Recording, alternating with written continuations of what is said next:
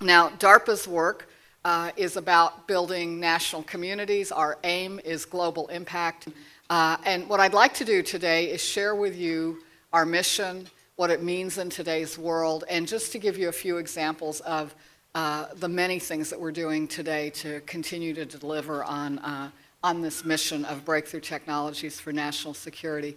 When we talk to our colleagues in the military, they know us as the place from which stealth technology came. And similarly, the technologies that we drove in advancing infrared night vision, in advancing personal communications, in making GPS receivers small enough that individual soldiers could carry them.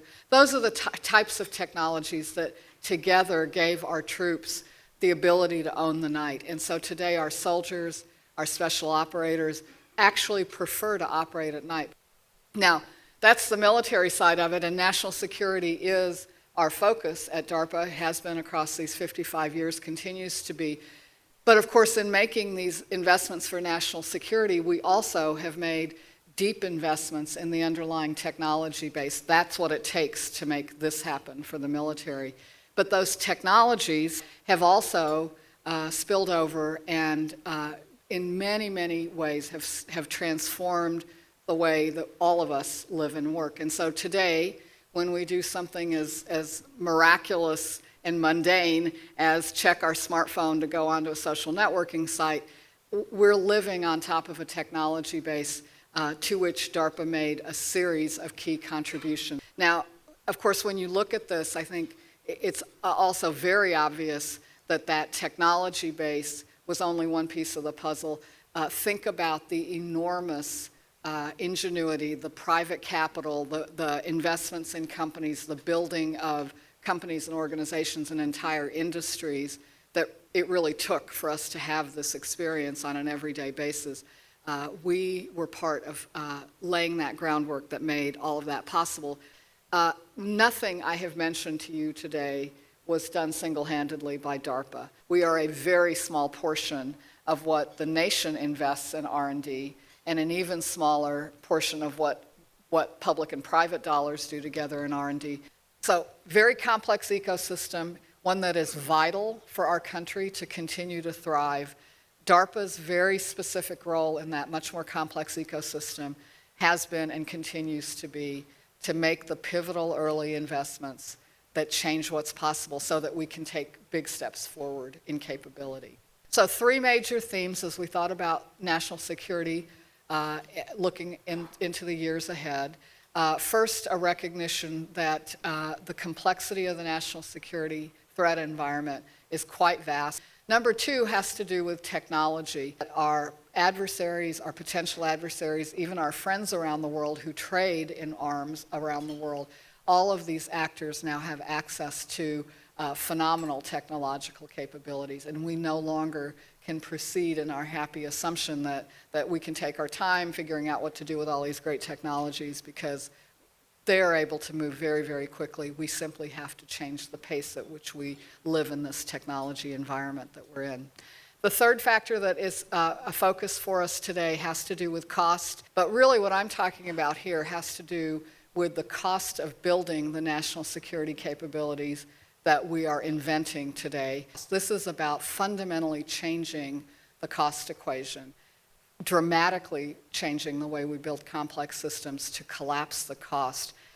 I think this is going to be probably the hardest challenge for us because it is so counter to the culture of bleeding edge technology for national security. But I think that if we don't figure this out, we're doomed to a future where we build PowerPoint instead of building real systems. So those are a few of the thoughts that we have for the context in which we build our investments today. DARPA today has over 200 programs. That's typical of our portfolio. What I wanted to do is show you some thoughts that we have about the future of space and then give you some examples from the world of biology.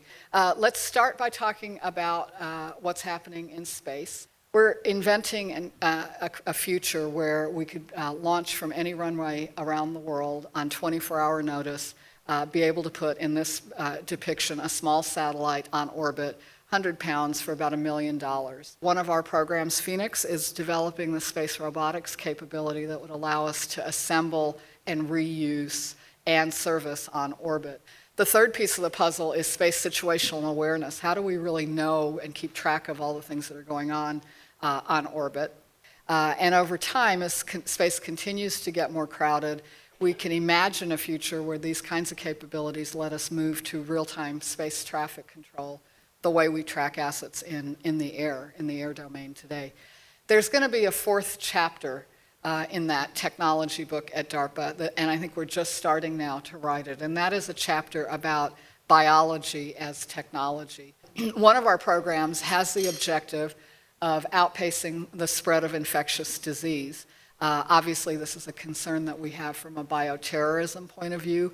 So if we're going to outpace the spread of infectious disease, there are two parts to the puzzle. One is to really understand quickly and with high specificity who has the infection, and then the second has to do with therapy. Brain function research is another area where, again, the learnings from neuroscience combined with other disciplines today put us in a place where I think we are beginning a long and very promising journey as we understand more about how the brain functions, to understand which regions of the brain signaled to control motor function, and to take those signals and learn what kinds of algorithms could be built to translate those signals into the control of this prosthetic arm. We pursue technologies like this because of their tremendous promise.